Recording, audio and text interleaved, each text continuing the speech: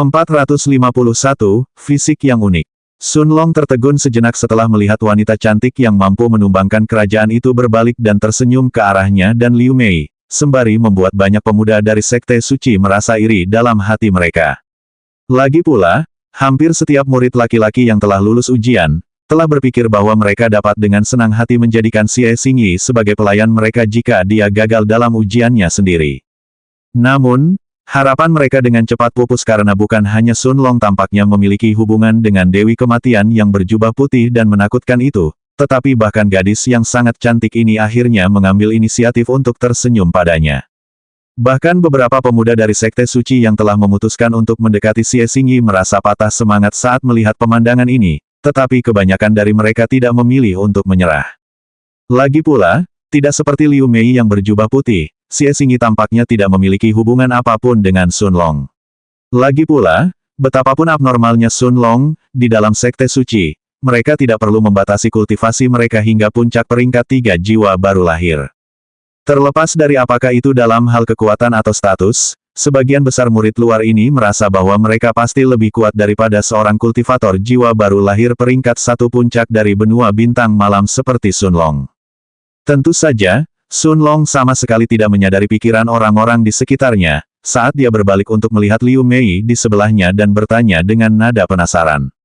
"Meier, apakah kamu mengenalnya?" Liu Mei menatap Sun Long dengan mata hitamnya yang mempesona tersembunyi di balik kerudung putihnya, sebelum dia menganggukkan kepalanya beberapa saat kemudian dan melanjutkan dengan senyum cerah yang sama di wajahnya. "Kakak Long seharusnya juga mengenalnya. Lagi pula, kakak perempuannya adalah Nyonya Xierong." Sama seperti Liu Mei saat pertama kali mengetahui identitas Xie Xingyi, Sun Long juga tercengang saat mendengar ini. Meskipun Xie Xingyi memang sangat mirip dengan Xierong dan Sun Long sudah menduga bahwa mereka berdua kemungkinan besar memiliki hubungan kekerabatan, dia tidak menyangka bahwa gadis ini sebenarnya adalah adik perempuan Xierong. Dengan senyum yang sama di wajahnya, Liu Mei kemudian tidak menyembunyikan apapun, saat dia mulai menjelaskan kepada Sun Long bagaimana dia bertemu Xie Xingyi di ujian ketiga, dan apa yang telah mereka berdua lalui bersama dalam 25 hari terakhir. Pada saat yang sama, berdiri di tengah arena, Xie Xingyi menatap pemuda dari Sekte Suci di seberangnya dan tersenyum ringan saat dia berkata, "Senior, mari kita mulai." Tanpa menunggu jawaban, tubuh Xie Xingyi dengan cepat diselimuti aura hitam, sebelum dia tiba-tiba menghilang dari arena di bawah tatapan mata pemuda berjubah kuning yang tercengang di depannya. Pemuda dari Sekte Suci itu bahkan tidak sempat menyerang, sebelum ia melihat wanita muda berambut pirang cantik itu lenyap seketika. Tentu saja, sebagai seorang murid luar Sekte Suci yang berpengalaman, dia tidak akan hanya duduk diam dan tidak melakukan apapun saat dia ditempatkan dalam situasi berbahaya. Meskipun dia tidak dapat melihat di mana Xie Xingyi berada, sebagai seorang kultivator tahap jiwa baru lahir, dia pasti tidak akan kalah dengan mudah melawan lawan yang tidak dapat ditemukannya. Sambil menutup matanya, dia segera mengaktifkan indera jiwanya dan menyebarkannya ke sekelilingnya, mencoba mencari kemana Xie Xingyi menghilang. Pada saat yang sama, Kaisar Dao berjubah putih, Cao Ling, menatap pemandangan di tengah arena dengan tatapan dalam di matanya, sebelum dia bergumam pada dirinya sendiri dengan suara pelan. Gadis ini benar-benar lahir dengan bentuk tubuh unik Vanishing Shadows. Meskipun suara Cao Ling tidak keras, Raja Dao berambut panjang yang berdiri di sampingnya dengan jelas mendengarnya, saat dia menatap pemandangan di arena dengan tatapan tidak percaya di matanya. Penatua Zuan sudah tahu bahwa Kaisar Dao berjubah putih di sebelahnya sangat berpengetahuan tentang berbagai macam fisik unik di dunia. Karena ia mengatakan bahwa wanita muda berjubah hijau itu terlahir dengan fisik unik bayangan yang menghilang, kemungkinan besar itu benar. Meskipun Penatua Zuan tidak tahu persis seberapa tinggi tingkat fisik dari fisik bayangan yang menghilang itu, namun untuk bisa menarik perhatian Cao Ling, tingkatnya jelas tidak rendah. Pada saat yang sama, pemuda berjubah kuning dari Sekte Suci masih berdiri di tengah arena dengan mata terpejam, saat dia mencoba menemukan Xie Xingyi menggunakan indera jiwanya. Akhirnya, beberapa saat kemudian, dia bisa merasakan sesuatu yang mirip bayangan tak berbentuk berputar di sekelilingnya dengan kecepatan yang sangat cepat, hampir seolah-olah benda itu telah menggali dirinya sendiri di dalam tanah. Dengan seringai di wajahnya, pemuda dari Sekte Suci melangkah maju dan berkata, "Itu dia." Dengan gerakan yang sangat cepat, pemuda berjubah kuning itu kemudian mengeluarkan tombak panjang berwarna kuning muda dari cincin spasialnya, dan mengalirkan ki-nya ke dalamnya sebelum dia berbalik dan membantingnya ke tanah di belakangnya. Pada saat itu, seluruh arena mulai bergemuruh, sebelum bayangan hampir tak terlihat yang tiba-tiba muncul di belakangnya terkena ujung tombak berwarna kuning. Namun, senyum cerah tampak di wajah Liu Mei ketika dia melihat pemandangan ini. Dia terus menatap bayangan yang hampir tak terlihat itu dengan tenang tanpa ada rasa cemas di matanya. Pada saat itu, di bawah tatapan terkejut semua orang, sosok yang menyerupai bayangan hitam itu sama sekali tidak menghiraukan tombak berwarna kuning yang telah mengenainya, karena ia dengan cepat mengubah dirinya, memperlihatkan siluet seorang wanita muda berambut pirang yang cantik mengenakan jubah hijau. Sambil memegang belati perak di tangan kirinya, Xie Xingyi mencengkeram gagang tombak yang terbanting ke tanah, sebelum dia bergerak maju, siap untuk menusuk pemuda berjubah kuning dari Sekte Suci. Pada saat itu, mata pemuda berjubah kuning itu tiba-tiba melebar, dan melihat belati kecil berwarna perak yang bergerak ke arah dadanya, dia dengan tegas meninggalkan tombaknya saat dia melangkah maju, membuka jarak antara dirinya dan Xie Xingyi. Namun, pada saat itu, bibir Xie Xingyi melengkung membentuk senyum yang memikat sebelum dia berkata dengan suara rendah. Bayangan merayap, 452, kesempatan untuk memperkuat fisikmu. Pada saat itu, pemuda berjubah kuning dari Sekte Suci merasakan sensasi mengerikan yang tiba-tiba mencengkeram hatinya, saat rasa bahaya menguasainya. Tindakan pertama yang terlintas di benaknya adalah dengan cepat menghindar dan semakin memperlebar jarak antara dirinya dan si cantik pirang berjubah hijau di depannya, ketika sesuatu yang benar-benar tak terduga tiba-tiba terjadi. Tentakel berwarna hitam yang menyerupai bayangan menjulur dari bayangannya sendiri dari tanah di bawahnya. Saat tentakel tersebut mulai melilit lengan dan kakinya, menjebak pemuda berjubah kuning itu di tempatnya. Ini adalah keterampilan bela diri tingkat rendah Sein yang Xie Xingyi dapatkan dari penghalang pengetahuan selama ujian kedua, bayangan merayap. Keterampilan bela diri ini menghabiskan sejumlah besar ki-nya, tetapi memungkinkan Xie Xingyi mengendalikan bayangan musuh selama beberapa detik. Pemuda dari Sekte Suci itu terkejut saat melihat tentakel-tentakel seperti bayangan melilit tangan dan kakinya, sekaligus melumpuhkannya sepenuhnya dalam proses itu. Dia tahu bahwa dia tiba-tiba jatuh ke dalam situasi yang sangat berbahaya. Namun, sebelum dia sempat melepaskan diri dan lolos dari jeratan mereka, Xie Xingyi tiba-tiba maju beberapa langkah, dan sambil memegang belati berwarna perak di tangannya, dia menusukkannya ke tenggorokan pemuda berjubah kuning itu. Mata pemuda berjubah kuning itu melebar saat dia merasakan sentuhan dingin belati perak di tenggorokannya, sementara setetes darah perlahan menetes dari permukaan belati sebelum jatuh ke tanah. Keheningan sekali lagi memenuhi arena, saat semua orang menatap ke arah wanita cantik berjubah hijau yang masih mengarahkan belatinya ke leher pria muda berjubah kuning. Bibir Xie Xingyi sekali lagi membentuk senyum mempesona, sebelum dia mengalihkan perhatiannya ke arah Kaisar Dao berjubah putih di langit dan mundur selangkah saat dia perlahan menarik belatinya. Jelaslah bahwa jika dia menekan belatinya sedikit lebih dalam, kemungkinan besar dia akan merenggut nyawa pemuda berjubah kuning itu. Mengangguk kepalanya, Cao Ling berjubah putih tersenyum ramah dan bertanya dengan suara yang tidak menyembunyikan rasa ingin tahunya. Gadis kecil, siapa namamu? Dari benua mana asalmu? Hehehe. Sudah lama sekali aku tidak melihat murid baru dengan fisik langka seperti fisik unik bayangan menghilangmu. Xie Xingyi menundukkan kepalanya sedikit dan menangkupkan tangannya saat dia menjawab dengan suara yang agak terkejut. Nama junior ini adalah Xie Xingyi dan saya berasal dari keluarga Xie di benua bintang malam. Meskipun Xie Xingyi tidak mengungkapkan keraguannya, bagaimana mungkin Cao Ling tidak menyadari bahwa kemungkinan besar ia belum pernah mendengar nama fisik uniknya sebelumnya. Tentu saja, meskipun Kaisar Dao berjubah putih terkejut bahwa ada jenius lain dari benua bintang malam yang lemah, ia tetap menganggukkan kepalanya dengan senyum ramah yang sama di wajahnya, sebelum berkata. Meskipun fisikmu tidak cocok untuk pertempuran langsung, kau terlahir sebagai pembunuh. Fisik unik Vanishing Shadowmu sangat cocok untuk serangan mendadak dan pembunuhan, alih-alih melawan musuh secara langsung. Tapi dari yang kulihat, kau tidak bisa berlama-lama dalam kondisi seperti itu. Hehehe. Setelah masuk sekte, kau akan benar-benar punya kesempatan untuk memperkuat fisikmu. Keheranan melintas di mata Xie Xingyi, tetapi ia tidak bertanya kepada Cao Ling apa maksudnya. Ia malah membungkuk sekali lagi, berterima kasih kepada Kaisar Dao berjubah putih, sebelum terbang kembali ke kursi penonton. Terlepas dari apa yang dimaksud Cao Ling dengan kesempatan untuk memperkuat fisiknya, dia pasti akan mengetahuinya begitu dia memasuki sekte tersebut. Namun, Yang mengejutkan semua orang adalah kenyataan bahwa Xie Xingyi tidak benar-benar kembali ke tempat duduknya semula, dan sebaliknya, dia terbang langsung menuju tempat duduk Sun Long dan Liu Mei.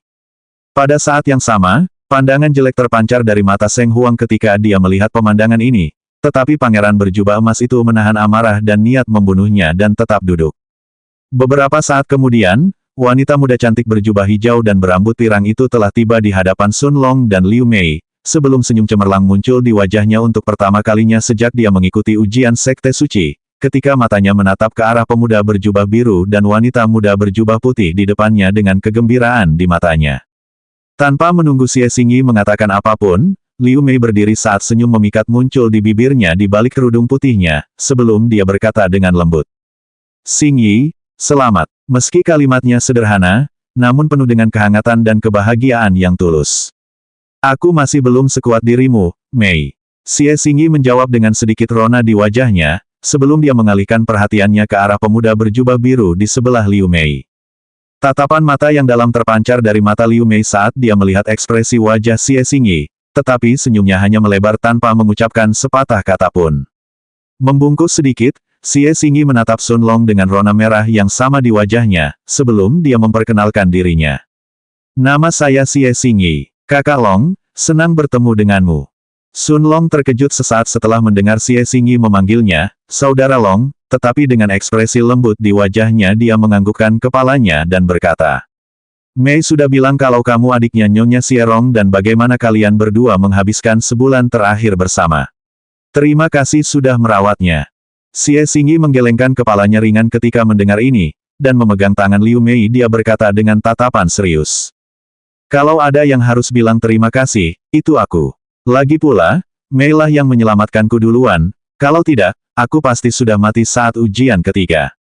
Saat dia selesai berbicara, Xie Xingyi mengalihkan pandangannya ke samping, dan melemparkan pandangan mematikan ke arah pemuda berjubah ungu yang duduk di kursi penonton. Ini adalah orang yang sama yang telah mencoba membunuhnya selama ujian ketiga, orang yang menduduki peringkat ke-17 di House of Rankings di benua bintang malam, Hua Ping. Setelah gagal memperoleh token Xie Xingyi, pemuda berjubah ungu ini berhasil memperoleh token lain dari kota yang tidak terlalu jauh darinya. Namun, dia tahu bahwa peluangnya untuk lulus ujian keempat ini sudah sangat tipis. Kalau bukan karena Xie Xingyi sudah lelah dan sudah menghabiskan banyak tenaga untuk mendapatkan token Sekte Suci pada ujian ketiga, maka sekalipun dia dan 3 orang kultivator tahap jiwa baru lahir tingkat 3 puncak lainnya yang mengejarnya masih bisa bergandengan tangan, mereka tidak akan berani mengejarnya demi tokennya sendiri. Pada saat ini, wajah Hua Ping langsung memucat saat dia merasakan tatapan dingin Xie Xingyi, sementara tubuhnya tanpa sadar menggigil. Dia tahu bahwa wanita ini yang menduduki peringkat kelima di House of Rankings, tidak akan membiarkan serangannya pada ujian ketiga berlalu. Pada saat yang sama, Liu Mei tersenyum lembut dan menyuruh Xie Xingyi duduk di sebelahnya, saat pertarungan di arena terus berlanjut. Setelah pertarungan ke-921 berakhir, senyum dingin muncul di bibir Xie Xingyi saat Hua Ping berjubah ungu tersingkir. Akhirnya, 2 jam kemudian, seorang pemuda dari Sekte Suci mendarat di tengah arena sambil memegang token bernomor 1000 di tangan kanannya. Ini adalah pertarungan terakhir sebelum para murid ini akhirnya memasuki Sekte Suci. 453, Bai Longtian. Mata semua orang menatap ke arah pemuda botak berjubah kuning dari Sekte Suci di tengah arena dengan tatapan gembira di mata mereka. Ini akan menjadi pertarungan terakhir pada uji coba keempat. Pada saat itu, semua murid yang duduk di kursi penonton mengalihkan perhatian mereka kepada satu-satunya orang yang belum melangkah ke panggung utama. Seorang pemuda tampan berjubah putih, berambut hitam panjang, bermata biru tua, dan beralis tajam bak pedang.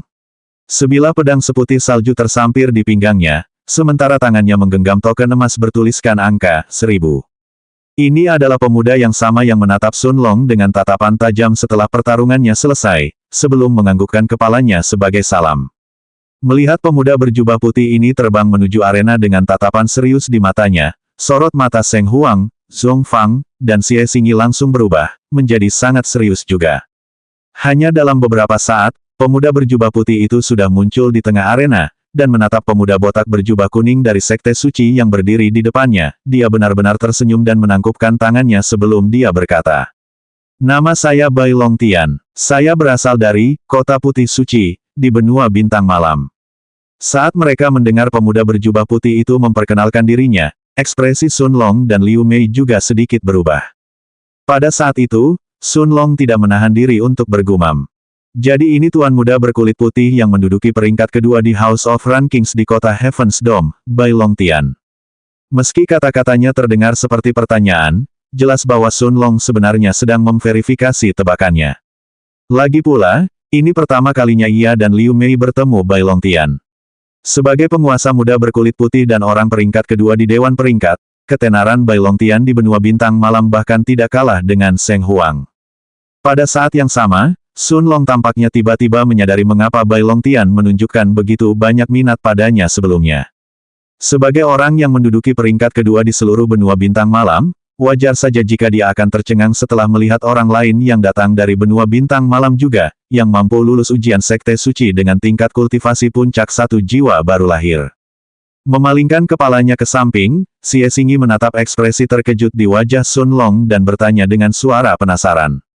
Saudara Long, apakah ini pertama kalinya Anda benar-benar melihat Bai Longtian? Tentu saja, Xie Xingyi terkejut karena ia melihat Sun Long mengangguk ke arah Bai Longtian sebelumnya, dan ia berasumsi bahwa mereka pasti sudah saling kenal. Ia juga menyadari bahwa Seng Huang tampaknya membenci Sun Long karena suatu alasan, jadi ia menduga bahwa ia satu-satunya yang tidak mengenal Sun Long dan Liu Mei sebelum mengikuti ujian sekte suci. Namun, berdasarkan reaksi Sun Long, tampaknya dia tidak tahu bahwa orang ini adalah Bai Longtian. Mengangguk kepalanya, Sun Long tidak menyembunyikan apapun saat dia menjelaskan secara langsung. Aku dan Meyer menghabiskan 2 tahun terakhir berlatih di pegunungan, 10.000 binatang, dan kota dosa, dan tidak tinggal terlalu lama di kota kubas surga. Xie Xingyi menganggukkan kepalanya tanda mengerti setelah mendengar jawaban Sun Long. Karena ia dan Liu Mei tidak menghabiskan terlalu banyak waktu di kota kubah langit, wajar saja jika ia belum pernah bertemu Bai Longtian sebelumnya. Lagi pula, Bai Longtian dan Seng Huang, bahkan Zhong Fang, penguasa muda asosiasi tentara bayaran, hanya muncul di rumah peringkat ketika mereka harus menghadiri pertempuran. Kalau tidak, mereka akan menghabiskan sisa waktu mereka untuk berlatih dan mempersiapkan diri menghadapi ujian sekte suci. Mengenai alasan mengapa Seng Huang tampak membenci Sun Long, Xie Xingyi tidak bertanya. Sebaliknya, senyum muncul di wajahnya saat dia melihat pemuda berjubah biru yang duduk di sebelah Liu Mei, sebelum dia mulai menjelaskan.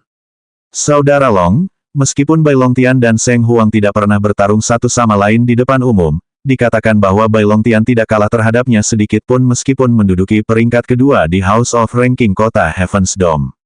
Sebenarnya, hanya beberapa hari sebelum ujian sekte suci dimulai, Bai Longtian mengalahkan Zhong Fang dan menduduki peringkat kedua.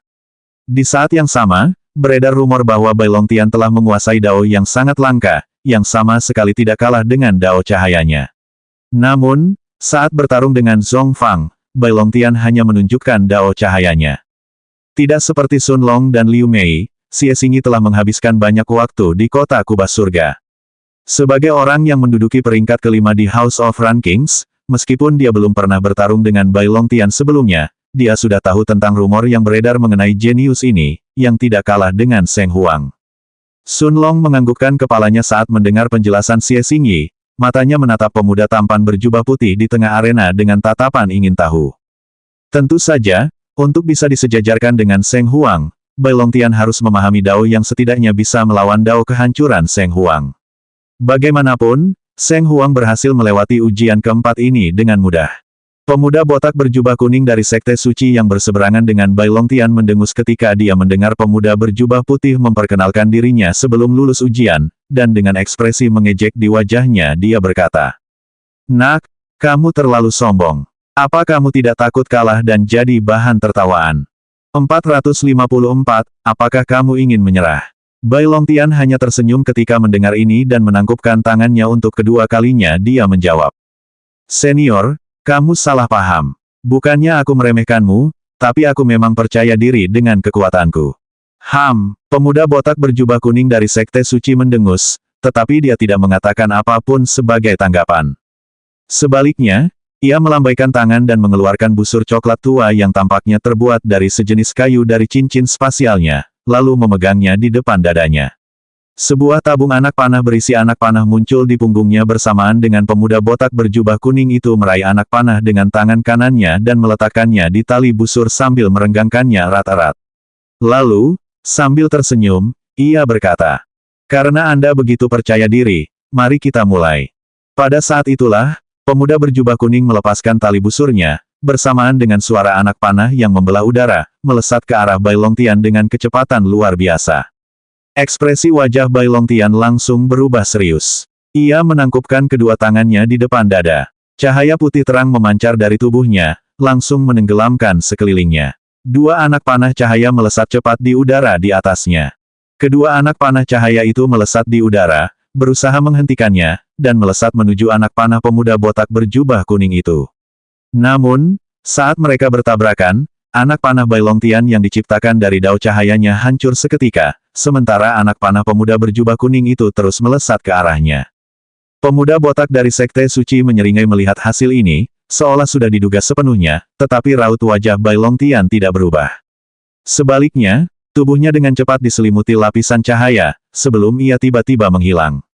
Anak panah yang ditembakkan pemuda botak dari Sekte Suci itu tampaknya telah menembus bayangan Bai Longtian, sebelum mendarat di tanah beberapa puluh meter dari posisi awalnya.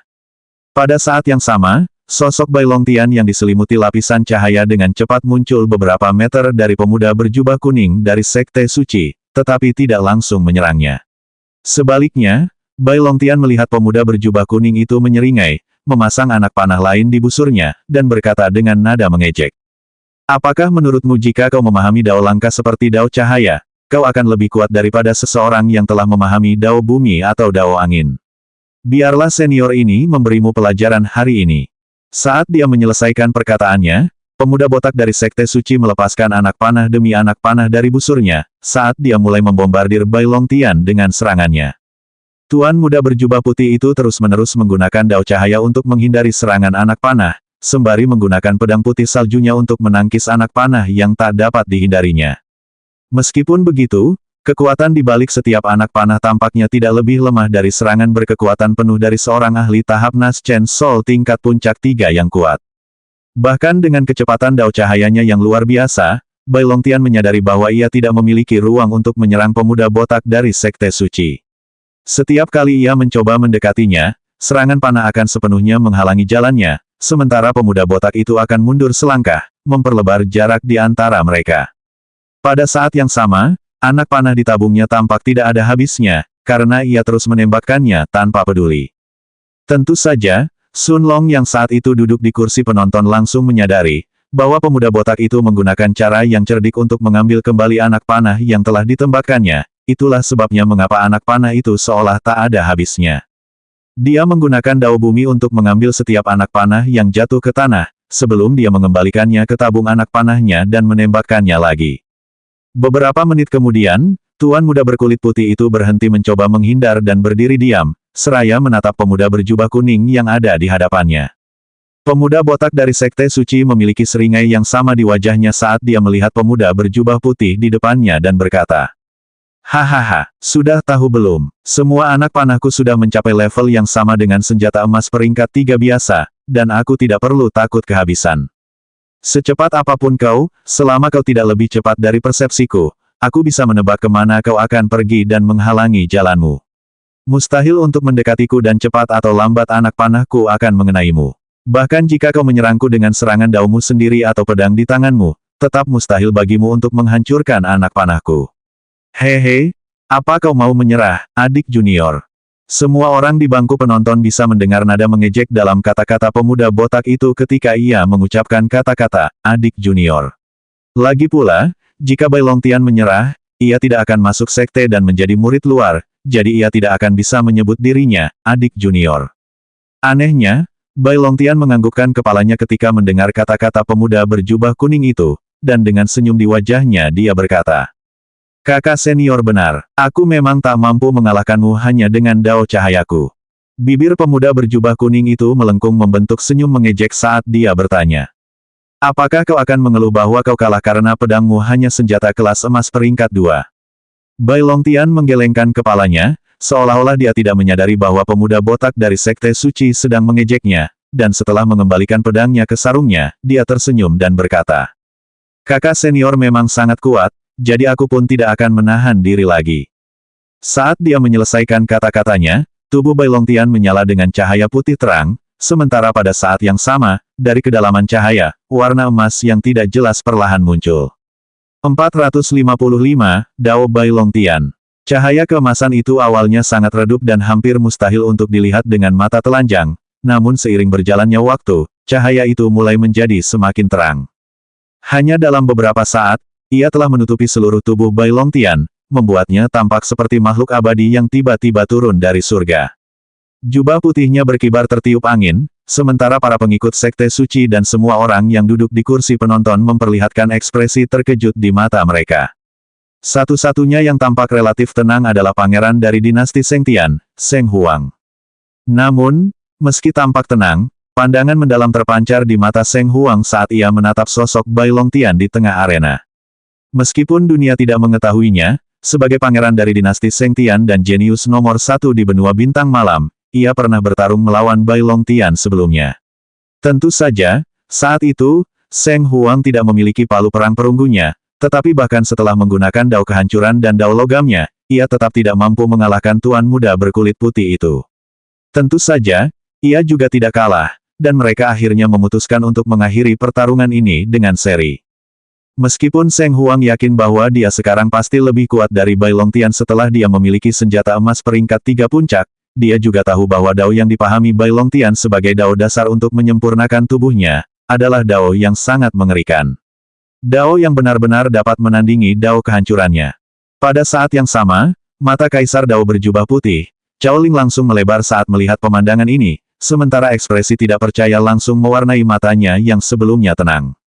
Matanya mula-mula menatap ke arah Sun Long yang berjubah biru di kursi penonton dan Liu Mei yang duduk di sebelahnya, juga Xie Xingyi yang berjubah hijau yang juga duduk di sebelahnya, sebelum ia mengalihkan perhatiannya ke arah pangeran berjubah emas dari dinasti Sengtian, Seng Huang, dan tuan muda berwajah tembam dari Asosiasi Tentara Bayaran, Zhong Fang. Akhirnya, beberapa saat kemudian, dia mengalihkan pandangannya ke arah Bai Longtian berjubah putih di tengah arena, sebelum dia bergumam pada dirinya sendiri dengan serius. Dao angkasa, dao kematian, dao bayangan, dao kehancuran dan sekarang dao Buddha, apakah ini yang akan mengubah nasib benua bintang malam? Alasan mengapa bahkan Cao Ling terkejut dengan ini, adalah karena Bai Longtian yang juga datang dari benua bintang malam, benar-benar telah memahami dao Sang Buddha. Ini adalah dao yang sangat langka, bahkan tidak kalah dengan dao kehancuran milik Seng Huang, dao bayangan milik Xie Xingyi, dao kematian milik Liu Mei, dan bahkan dao ruang milik Sun Long. Tentu saja, setiap dao memiliki kekuatan dan keunikannya sendiri, dan tak satu pun dapat dianggap lebih kuat dari yang lain. Tetapi dao Buddha Bai Longtian mengharuskan seseorang untuk memiliki hati yang sangat cocok untuk mempraktikkan agama Buddha. Pada saat yang sama, Bai Longtian adalah jenius ke-6 yang datang dari benua bintang malam. Orang pertama yang lulus ujian adalah Seng Huang, diikuti oleh Liu Mei dan Sun Long, serta Zhong Fang dan Xie Xingyi, dan sekarang kemungkinan besar Bai Longtian akan menjadi yang berikutnya. Selama bertahun-tahun, hampir tidak ada jenius dari benua bintang malam yang berhasil lulus ujian keempat, dan hari ini, sudah ada 5 di antaranya, dan Bai Longtian pasti akan menjadi yang ke-6. Tentu saja, Zhong Fang belum tentu lebih lemah dari yang lain hanya karena ia belum menguasai dao langka seperti dao Buddha atau dao kematian. Lagi pula, setiap dao memiliki kekuatan dan kelemahannya masing-masing. Bahkan Bai Longtian yang telah menguasai dao cahaya, kini terpaksa menunjukkan dao Buddhanya kepada lawan yang hanya menguasai dao bumi. Saat cahaya keemasan menutupi seluruh tubuhnya, Bai Longtian tiba-tiba melangkah maju yang menyebabkan penghalang keemasan yang sangat tebal muncul di sekelilingnya, saat auranya sebagai seorang kultivator penyempurnaan tubuh di tahap kelima awal meledak keluar. Pemuda berjubah kuning dari Sekte Suci mundur beberapa langkah sebagai tanggapan, tetapi tangannya tidak berhenti sejenak, lalu ia memasang anak panah lain di tali busur. Meskipun ia terkejut bahwa Bai Longtian juga seorang kultivator ganda ki dan pemurnian tubuh, ini bukan pertama kalinya hal ini muncul dalam ujian hari ini. Pada saat yang sama, pemuda botak berjubah kuning itu juga bisa merasakan adanya bahaya yang datang dari penghalang emas, yang menyebabkan dia tidak ragu untuk mulai melepaskan anak panah demi anak panah sekali lagi. Akan tetapi, saat anak panah pertama meninggalkan tali busur dan mengenai perisai emas di sekitar Bai Longtian, pemandangan yang diharapkan oleh pemuda botak dari Sekte Suci tidak terjadi. Penghalang itu hanya beriak sesaat sebelum kembali ke kondisi normal, langsung menangkis panah ke samping. Bai Longtian tidak ragu lagi, saat dia langsung melesat maju dengan kecepatan penuh, menuju ke arah pemuda berjubah kuning.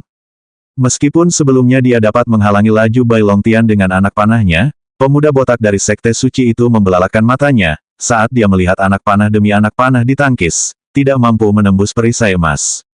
Dalam sekejap, Bai Longtian yang mengambil jalan lurus ke depan dan sepenuhnya diselimuti cahaya dari dao cahaya dan dao budanya, langsung muncul di langit di atas pemuda berjubah kuning, sebelum dia mengayunkan pedangnya ke samping. Sebelum pemuda botak berjubah kuning dari Sekte Suci bisa bereaksi, permukaan dingin pedang seputih salju sudah muncul di depan matanya, sebelum suara tenang Bai Longtian bergema di seluruh arena, saat dia berkata, "Senior, aku menang." Pemuda berjubah kuning dari Sekte Suci mundur beberapa langkah sebagai tanggapan, tetapi tangannya tidak berhenti sejenak, lalu ia memasang anak panah lain di tali busur. Meskipun ia terkejut bahwa Bai Longtian juga seorang kultivator ganda ki dan pemurnian tubuh, ini bukan pertama kalinya hal ini muncul dalam ujian hari ini. Pada saat yang sama, pemuda botak berjubah kuning itu juga bisa merasakan adanya bahaya yang datang dari penghalang emas, yang menyebabkan dia tidak ragu untuk mulai melepaskan anak panah demi anak panah sekali lagi. Akan tetapi, saat anak panah pertama meninggalkan tali busur dan mengenai perisai emas di sekitar Bai Longtian, pemandangan yang diharapkan oleh pemuda botak dari Sekte Suci tidak terjadi. Penghalang itu hanya beriak sesaat sebelum kembali ke kondisi normal, langsung menangkis panah ke samping. Bai Longtian tidak ragu lagi, saat dia langsung melesat maju dengan kecepatan penuh, menuju ke arah pemuda berjubah kuning. Meskipun sebelumnya dia dapat menghalangi laju Bai Longtian dengan anak panahnya, pemuda botak dari Sekte Suci itu membelalakan matanya, saat dia melihat anak panah demi anak panah ditangkis, tidak mampu menembus perisai emas. Dalam sekejap, Bai Longtian yang mengambil jalan lurus ke depan dan sepenuhnya diselimuti cahaya dari dao cahaya dan dao budanya, langsung muncul di langit di atas pemuda berjubah kuning, sebelum dia mengayunkan pedangnya ke samping. Sebelum pemuda botak berjubah kuning dari Sekte Suci bisa bereaksi, permukaan dingin pedang seputih salju sudah muncul di depan matanya, sebelum suara tenang Bai Longtian bergema di seluruh arena, saat dia berkata, "Senior, aku menang." 456, kesempatan untuk berubah. Pemuda botak berjubah kuning itu mencoba membuka mulut untuk protes, tetapi pedang seputih salju masih menggantung di depan matanya, membuatnya tak bisa berkata apa-apa. Meskipun ia tahu bahwa ia tak mungkin mati, jelas bahwa Bai Longtian sedang memberinya muka dengan tidak melukainya dan membiarkannya menerima kekalahannya tanpa cedera. Namun, ini bahkan lebih sulit bagi pemuda berjubah kuning itu daripada jika ia benar-benar terluka. Akhirnya, beberapa saat kemudian, ia mendesah dengan amarah dan ketidakberdayaan yang bercampur aduk sebelum berkata, "Baiklah, kamu menang kali ini." Begitu dia selesai berbicara, pemuda berjubah kuning itu berbalik dan terbang ke arah murid-murid Sekte Suci lainnya di langit, sementara pada saat yang sama, dia juga menyingkirkan batasan dalam basis kultivasinya, yang memungkinkannya untuk naik hingga ke puncak peringkat 5 dalam sekali jalan. Seolah-olah dia berkata kepada Bai Longtian bahwa meskipun dia kalah, itu hanya karena dia menekan kultivasinya hingga ke puncak peringkat 3 jiwa baru lahir. Jika tidak, meskipun dia bukan seorang kultivator penyempurnaan tubuh sepertinya, pemuda berjubah kuning itu tetap akan memukulnya hingga jatuh ke tanah.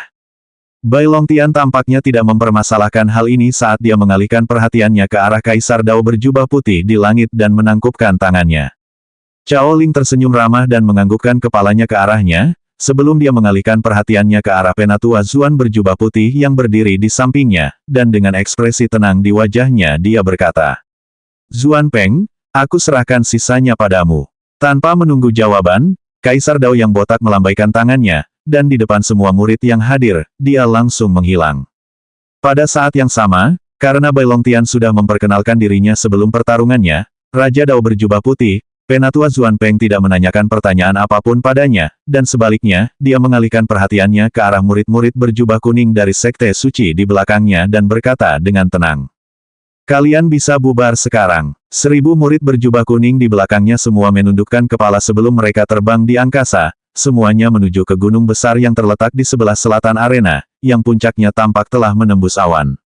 Penatua Zuan mengabaikan murid-murid berjubah kuning yang meninggalkan arena dan mengalihkan perhatiannya ke arah mereka yang duduk di kursi penonton dan berkata dengan senyum di wajahnya, Selamat. Mulai hari ini, kalian semua adalah murid Sekte Suciku. Aku akan segera menjelaskan semua yang perlu kalian ketahui, tapi pertama-tama, mari kita masuk ke dalam sekte ini. Setelah selesai berbicara, Penatua Zuan melihat ke arah 93 murid yang duduk di kursi penonton yang telah lulus ujian keempat, serta Bai Longtian yang berdiri di tengah arena, sebelum ia melayang di angkasa, menuju ke arah gunung besar di kejauhan tempat para murid berjubah kuning telah terbang. Sun Long, Liu Mei, Xie Xingyi, dan murid-murid lainnya yang duduk di kursi penonton tidak ragu-ragu, karena mereka semua mengikuti Raja Dao berjubah putih, terbang menuju gunung besar juga. Saat mereka menuju puncak gunung, Sun Long melihat sebuah kota raksasa berdiri di sisi lain, dekat kaki gunung. Bahkan dari kejauhan, Sun Long dan Liu Mei dapat menebak bahwa kota ini setidaknya berukuran sama dengan kota kubah langit di benua bintang malam. Tentu saja, bukan hanya Sun Long yang menyadari kota ini melainkan juga murid-murid lainnya, namun tak seorang pun mengajukan pertanyaan apapun saat mereka terus mengikuti Dao King berjubah putih itu dengan kecepatan penuh. Akhirnya, selang beberapa waktu kemudian, rombongan mereka tiba di puncak gunung, hanya untuk melihat pemandangan menakjubkan terpampang di mata mereka. Sebuah istana putih megah berdiri tegak di puncak gunung, dengan gerbang-gerbangnya terbuka lebar. Sekilas pandang, Sun Long langsung menyadari bahwa istana ini sebenarnya jauh lebih besar daripada kota yang terletak di kaki gunung. Ini jelas bukan sekadar istana, melainkan sebuah kota. Pada saat yang sama, ia juga memperhatikan bahwa di depan gerbang istana, dua tetua berjubah putih berdiri berjaga dengan mata tertutup. Aura kedua tetua ini sepenuhnya terhisap ke dalam tubuh mereka, sementara jubah yang mereka kenakan identik dengan milik tetua Zuan. Saat mereka merasakan kelompok Sun Long mendekat, kedua tetua itu membuka mata dan mengamati kelompok yang mendekat, memperlihatkan aura mereka yang berada di puncak peringkat 9 alam Raja Dao pada saat yang bersamaan. Para tetua ini sebenarnya adalah Raja Dao yang telah mencapai puncak tertinggi, setingkat kekuatan tetua Zuan. Akan tetapi, setelah melihat bahwa Penatua Zuan lah yang memimpin kelompok ini, keduanya hanya menganggukkan kepala sebelum menutup mata lagi. Penatua Zuan menganggukkan kepalanya saat dia menyapa dua penatua, sebelum dia mengalihkan perhatiannya ke arah murid-murid di belakangnya, dan dengan senyum yang sama di wajahnya dia berkata, "Ikuti aku." Melihat Penatua Zuan berjubah putih memasuki istana, para pengikutnya hanya ragu sejenak, sebelum mereka mengikutinya juga. Akhirnya, beberapa menit kemudian, setelah berjalan melalui koridor panjang, Sun Long dan murid-murid lainnya di sekitarnya menemukan diri mereka di dalam sebuah ruangan besar dan luas, ketika suara Penatua Zuan bergema di telinga mereka. "Saya secara resmi menyambut kalian semua ke dalam sekte suci kami. Kalian semua sekarang telah dianggap sebagai murid resmi sekte kami. Sebelum kalian memasuki sekte dan menjadi murid luar, kalian masing-masing akan memiliki kesempatan untuk mengubah masa depan kalian hari ini." Saat ia menyelesaikan kata-katanya, Penatua Zuan berbalik dan berjalan menuju ujung aula, berdiri di samping bola berwarna putih besar yang melayang di udara, langsung menarik perhatian semua orang.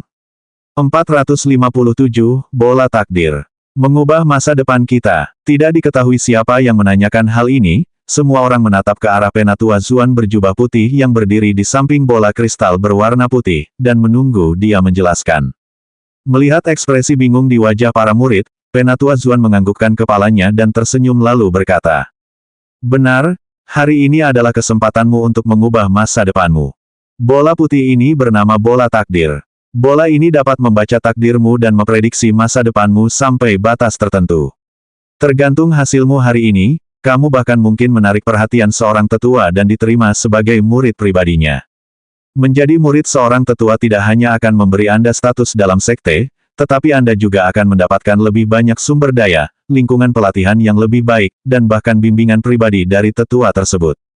Tentu saja, setiap tetua pelataran luar minimal merupakan ahli alam Dao King peringkat puncak 9. Sekarang, mari kita mulai." Begitu dia selesai berbicara, Penatua Zuan yang berjubah putih mengalihkan perhatiannya ke arah seorang pemuda berjubah merah yang berdiri paling dekat dengannya. Ini sebenarnya pemuda yang sama yang pernah dilawan Liu Mei pada ujian ketiga saat mereka memperebutkan token Sekte Suci. Ia nyaris berhasil melewati ujian keempat dan mengalahkan seorang murid luar Sekte Suci. Tentu saja, ia sudah lama memperhatikan Liu Mei mengikuti ujian ketiga, dan betapa mudahnya ia menghadapi lawannya sendiri, membuatnya merinding. Di saat yang sama, Perasaan ngeri muncul di hatinya ketika ia melihat 3 kultivator Naschen Soul tingkat puncak 3 yang dipanggil Liu Mei pada ujian keempat. Meskipun dia tidak melihat apa yang terjadi pada wanita tua berbaju besi merah pada ujian ketiga, dia ingat dengan jelas bahwa binatang hitam besar dan mengerikan milik Liu Mei, jelas telah memakan pria tua berjubah hitam dan pria parubaya bermata ular itu. Namun, entah bagaimana, Liu Mei justru bisa memerintah mereka dengan bebas. Tentu saja, pemuda berjubah merah itu sudah merasakan bahwa meskipun Liu Mei yang memerintah mereka, mereka bertiga sudah mati. Bahkan dalam kematian, mereka bertiga tidak bebas. Tentu saja, selain Liu Mei, pemuda berjubah merah itu juga memperhatikan monster mengerikan lainnya yang telah lulus ujian keempat, termasuk Sun Long, Jiang Chen berjubah hitam, Seng Huang berjubah emas dan banyak lainnya. Para jenius yang muncul pada ujian keempat kali ini, telah jauh melampaui ekspektasinya, terutama pemuda berjubah biru di sebelah Liu Mei yang kultivasinya hanya berada di puncak peringkat 1 di Naschen Soul. Setelah mengalihkan pandangannya ke arah pemuda lain berjubah merah yang berdiri diam beberapa meter darinya, pemuda berjubah merah itu menarik napas dalam-dalam dan menggertakkan giginya, saat ia perlahan berjalan menuju bola takdir di samping Tetua Zuan. Melihat pemuda yang berdiri di depannya, Tetua Zuan menganggukkan kepalanya dan mengalihkan pandangannya ke bola takdir di sebelahnya, seolah-olah dia sedang menunggu pemuda berjubah merah meletakkan tangannya di atasnya. Pemuda berjubah merah bernama Zizenya mengulurkan tangannya, dan tanpa ragu, ia meletakkannya tepat di atas bola putih bagaikan kristal. Semua orang memperhatikan bahwa Zizenya bahkan tidak perlu mengedarkan ki-nya, karena bola kristal menyala dengan cahaya kuning pucat. Namun, cahaya ini hanya bertahan beberapa saat, sebelum dengan cepat berubah menjadi putih beberapa detik kemudian. Melihat semua mata tertuju padanya, Penatua Zuan menggelengkan kepalanya tanpa mengubah ekspresinya, saat dia melihat Zizenya dan berkata dengan nada tenang. Kamu paling banyak bisa menjadi Raja Dao dalam hidupmu, tetapi tidak mungkin kamu akan mencapai tahap akhir alam Raja Dao, apalagi menjadi Kaisar Dao. Berikutnya, Zizenya merasa harapannya hancur sementara rasa sesak mencekam menimpanya dalam sekejap. Paling-paling hanya bisa jadi Raja Dao. Bahkan tidak bisa jadi Raja Dao tahap akhir, apalagi Kaisar Dao. Dia adalah keturunan Raja Dao tingkat 9 awal. Kakeknya adalah seorang yang sangat berpengaruh, namun ia pernah gagal dalam ujian keempat Sekte Suci di masa lalu. Zizenya yakin bahwa karena ia telah berhasil, setidaknya ia akan menjadi Raja Dao puncak seperti Penatua Zuan, jika bukan Kaisar Dao.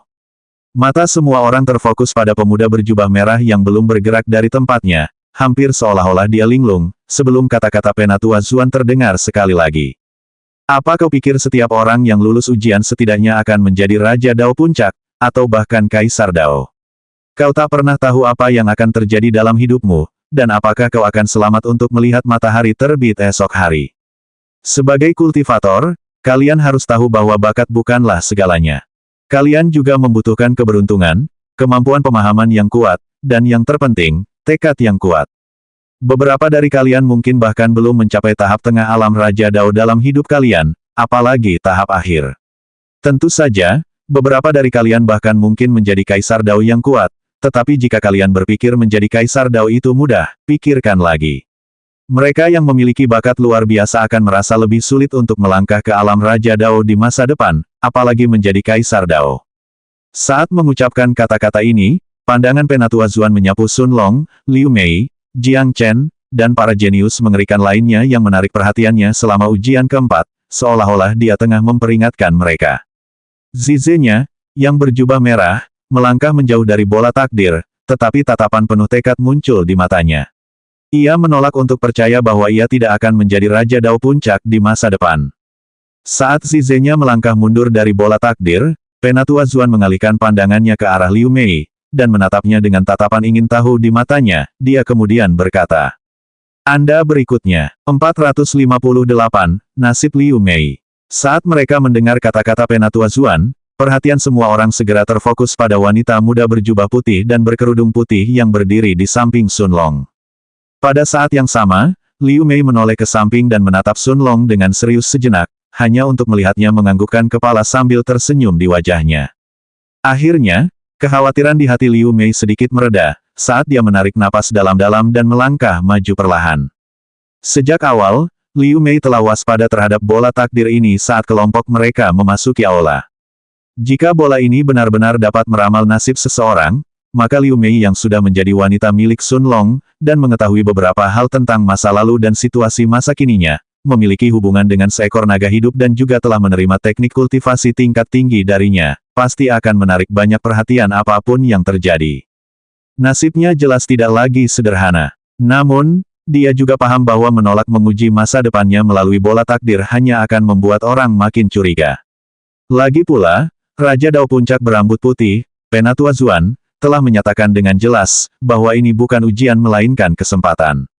Di saat yang sama, Xie Xingyi juga tidak berkata apa-apa, sambil menatap Liu Mei yang berkerudung putih dengan tenang, yang sedang berjalan menuju bola putih sebening kristal di samping tetua berjubah putih. Ia sudah tahu bahwa Sun Long dan Liu Mei telah naik dari pemula tingkat surga menjadi kultivator jiwa baru lahir tahap awal dalam waktu singkat, 3 tahun. Bagi Xie Xingyi, hal ini saja sudah merupakan sebuah keajaiban. Pada saat yang sama, Xie Xingyi juga melihat bagaimana kultivasi Liu Mei telah meningkat dari tahap awal tingkat 1 hingga ke tahap tengah tingkat 3 jiwa baru lahir hanya dalam beberapa hari. Hal-hal ini sendiri tentu cukup untuk menyebabkan keributan besar selama pengujian ini.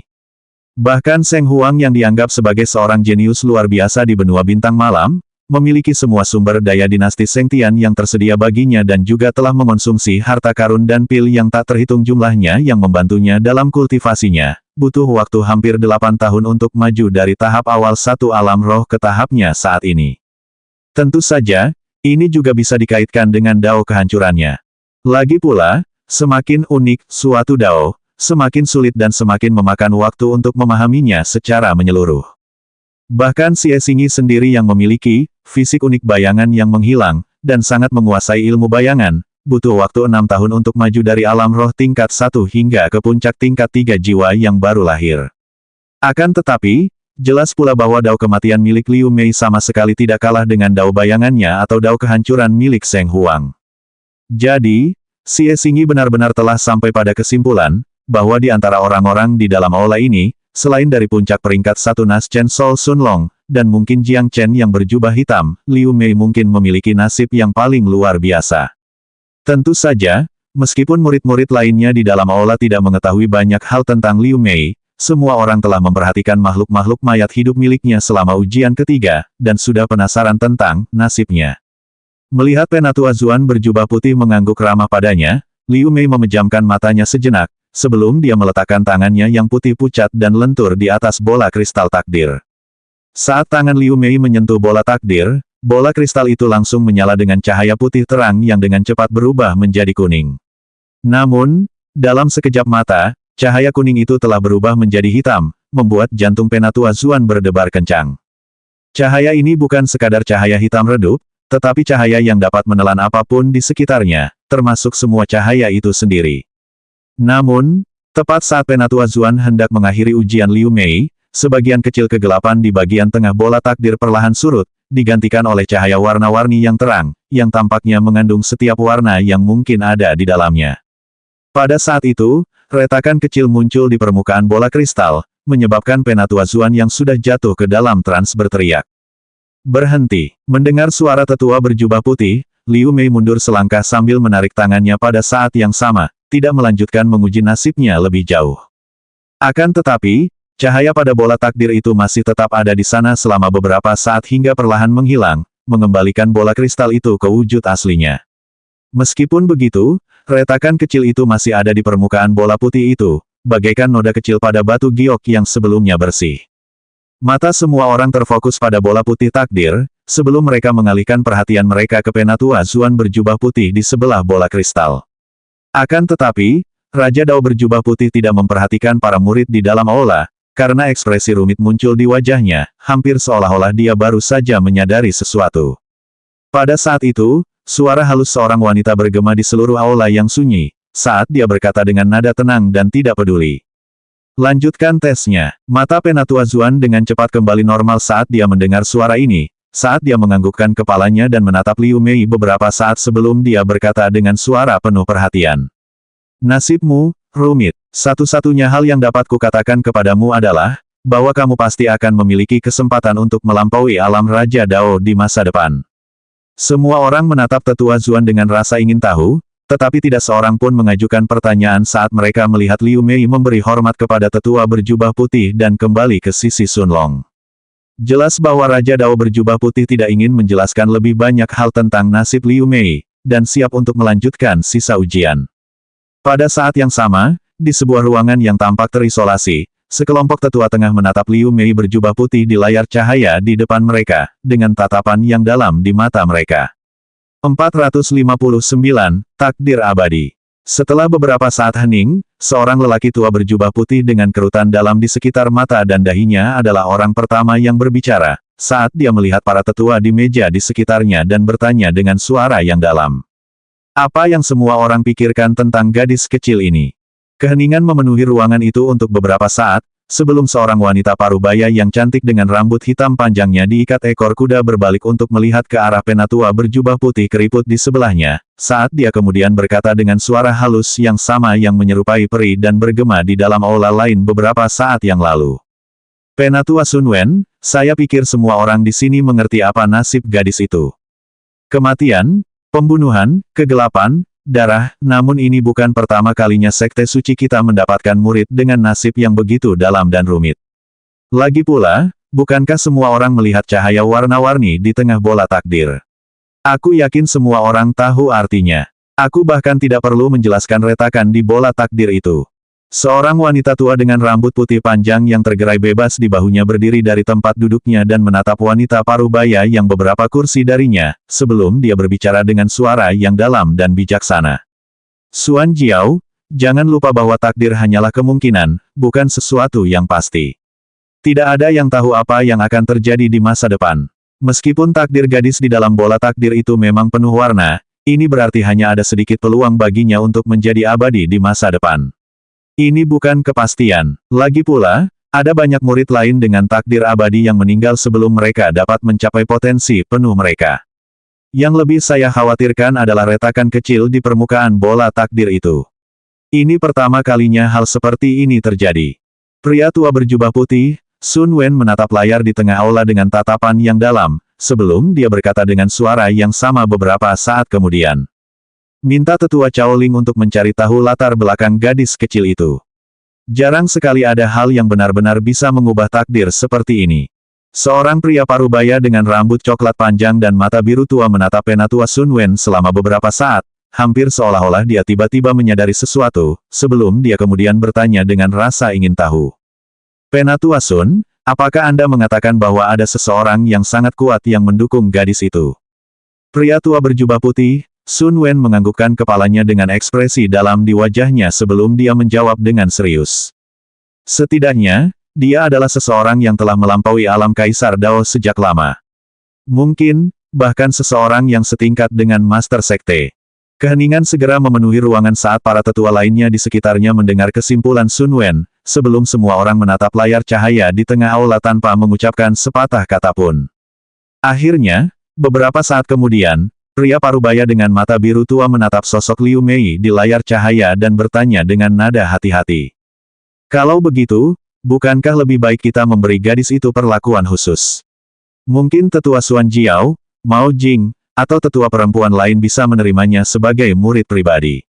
Lagi pula, meskipun sekte suci kita tidak dianggap lemah sama sekali, menjalin hubungan dengan seorang senior setingkat master sekte itu penting, bahkan bagi kita. Menatap layar cahaya di depannya, tetua berjubah putih, Sun Wen bahkan tidak menoleh ke samping untuk melihat tetua di sekitarnya, sebelum dia menggelengkan kepalanya dan berkata dengan tenang. Jika orang itu mengirimnya ke sini melalui ujian sekte kami, dia jelas tidak ingin dia diperlakukan secara khusus. Memalingkan kepalanya ke arah wanita parubaya cantik bernama Xuan Jiao, wanita tua berambut putih panjang bernama Mao Jing, dan penatua wanita lain di ujung meja, Sun Wen menganggukkan kepalanya ringan sebelum melanjutkan. Tentu saja, jika ada di antara kalian yang mau menerimanya sebagai murid resmi, itu masih bisa diterima. Lagi pula, bakatnya memang pantas mendapatkan perhatian sebesar itu. Lalu, bagaimana dengan anak berjubah biru yang tampaknya dekat dengannya? Tetua lain bertanya dengan rasa ingin tahu sambil menatap sosok Sun Long di sebelah Liu Mei. Kita tunggu hasilnya dulu. Meski nada bicara Sun Wen tenang, jelas terlihat bahwa dia juga menaruh banyak perhatian pada Sun Long. Pada saat yang sama, Di tengah aula tempat Sun Long dan yang lainnya berada, Raja Dao berjubah putih, Penatua Zuan melanjutkan ujian, 10 murid lainnya menguji nasib mereka setelah Liu Mei di bola takdir. Di antara mereka, para pengikut yang ditakdirkan menjadi Kaisar Dao mulai bermunculan, tetapi setelah keributan dan keterkejutan yang disebabkan oleh nasib Liu Mei, pemandangan selanjutnya tidak begitu mengejutkan. Akhirnya, saat murid ke-15 menguji dirinya sendiri, Tetua Zuan berjubah putih mengalihkan perhatiannya ke arah seorang pemuda pendek berjubah merah dengan rambut hitam runcing, berdiri beberapa meter darinya.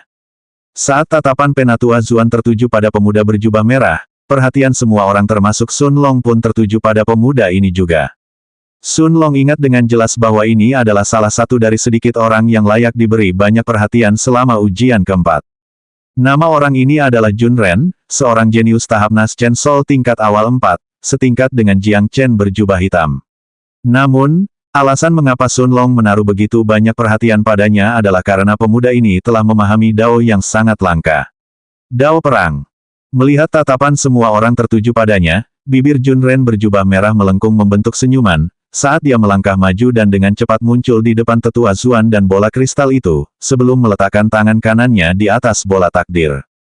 460, nasib yang luar biasa. Saat telapak tangannya menyentuh bola takdir berwarna putih itu, cahaya merah terang langsung meletus dari kedalaman bola itu, sebelum menutupi seluruh permukaannya.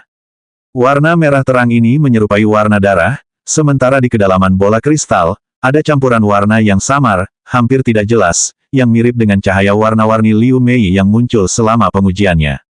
Satu-satunya perbedaannya adalah, cahaya Jun Ren sebenarnya jauh lebih redup daripada cahaya Liu Mei. Namun, betapapun redupnya cahaya itu, saat cahaya itu muncul, tak menghentikan ekspresi terkejut yang terpancar di wajah Penatua Zuan. Tetua berjubah putih itu jelas tahu, bahwa meskipun Jun Ren tidak memiliki kesempatan yang sama dengan Liu Mei, nasibnya juga dianggap sebagai takdir abadi. Ini berarti Jun Ren juga memiliki kesempatan untuk menjadi abadi di masa depan. Meskipun takdir abadi bukanlah hal yang langka di Sekte Suci, namun takdir itu jelas tidak cukup umum bagi dua di antaranya untuk muncul dalam satu proses seleksi dari para pengikut yang datang dari benua-benua di sekitar wilayah pusat. Lagi pula, Penatua Zuan juga tahu, bahwa bahkan dalam seleksi Sekte Suci sebelumnya yang berlangsung 2 bulan lalu, hanya ada 3 jenius dengan nasib abadi. Beberapa saat kemudian, ekspresi Jun Ren sedikit berubah saat dia menarik tangannya dari bola takdir sementara matanya menatap ke arah tetua berjubah putih di depannya dengan ekspresi tanpa ekspresi.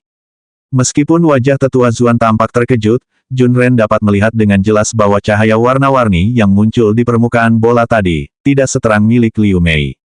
Meskipun dia tidak tahu secara pasti apa yang dilambangkan oleh cahaya ini, dia tetap memiliki dugaan tertentu dalam benaknya, menyebabkan ekspresinya berubah agak jelek. Jun Ren tidak menunggu instruksi dari tetua Zuan, saat dia berbalik dan menatap wanita muda berjubah putih di sebelah Sun Long dengan tatapan yang dalam di matanya, sebelum dia mengalihkan perhatiannya ke arah pemuda berjubah biru yang juga menatapnya. Apakah Liu Mei lebih kuat darinya? Apakah masa depannya lebih menjanjikan daripada dirinya? Lalu bagaimana dengan pemuda berjubah biru dengan garis keturunan yang mengerikan itu? Tidak, mustahil satu bola pun bisa meramal masa depanku. Entah itu bakat, keberuntungan, atau tekad, aku tidak kalah dari siapapun di dunia ini.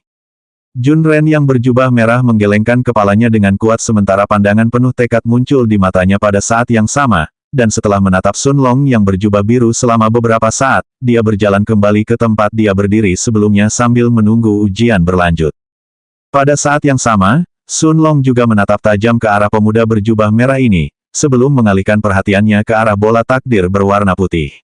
Sama seperti semua orang di dalam aula, dia sudah menduga bahwa cahaya warna-warni di dalam bola takdir itu menandakan sesuatu yang luar biasa, bahkan membuat para tetua Sekte Suci menaruh perhatian padanya.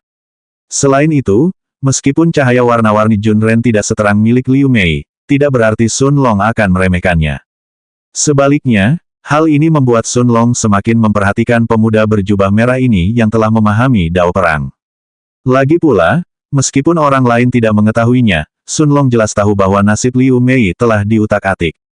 Dengan bersentuhan dengan Sun Long yang memiliki rahasia mengerikan dalam dirinya, serta bersentuhan dengan Little Black dan memperoleh teknik kultivasi yang sangat kuat darinya, justru akan aneh jika nasib Liu Mei tidak abnormal. Namun, Junren berjubah merah memperoleh hasil demikian tanpa harus berhadapan dengan Raja Binatang Ajaib. Tak peduli apapun, nasibnya pasti luar biasa, yang cukup membuat Sun Long memperhatikannya. Lagi pula, Sun Long tidak akan sepenuhnya mempercayai bola takdir Sekte Suci. Bukannya dia tidak percaya pada takdir, tetapi dia menolak menerima bahwa masa depan seseorang benar-benar dapat diramalkan. Paling banter, ini hanyalah prediksi yang samar. Sekalipun seseorang benar-benar cukup berbakat untuk menjadi kultivator yang kuat di masa depan, ada kemungkinan ia meninggal sebelum mencapai kedewasaan. Di saat yang sama, bahkan seseorang yang tidak ditakdirkan untuk menjadi cukup kuat, jika mereka mendapatkan warisan seorang ahli atau jika mereka menemukan harta karun langka yang membantu mereka mengembangkan kultivasi, masa depan mereka dapat berubah. Setelah memahami dao waktu hingga tingkatnya saat ini, Sun Long telah memahami bahwa takdir tidak mungkin diprediksi dengan benar. Namun, bukan berarti ujian bola takdir itu tidak penting. Setidaknya, itu menunjukkan jalan yang akan ditempuh seseorang dalam hidupnya. Lagi pula, kecil kemungkinan seseorang dengan takdir yang sangat lemah akan menjadi orang hebat, kecuali mereka bertemu sesuatu yang sama sekali tak terduga dalam hidup mereka. Saat Sun Long mencapai kesimpulan ini, dia mengalihkan perhatiannya ke arah tetua berjubah putih di sebelah bola takdir, menunggu untuk melihat siapa yang akan dia pilih selanjutnya.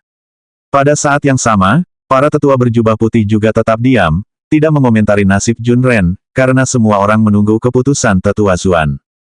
Pandangan penatua Zuan menyapu para murid di aula selama beberapa saat, sebelum akhirnya tertuju pada sosok seorang pemuda tampan nan jahat berjubah hitam, bermata coklat dan memiliki satu bekas luka di bawah mata kirinya. Saat sosok penatua Zuan mendarat di atasnya, semua orang segera mengalihkan perhatian mereka ke arah Jiang Chen berjubah hitam. Namun, pemuda berjubah hitam itu tampak santai, tampaknya tidak peduli dengan perhatian orang-orang di sekitarnya. Anehnya, Jiang Chen menoleh ke kiri, dan menatap Sun Long dengan serius selama beberapa saat, sebelum bibirnya melengkung membentuk senyuman, saat dia perlahan melangkah maju dan muncul di depan bola kristal takdir. Selanjutnya bab 461, 3 tersisa.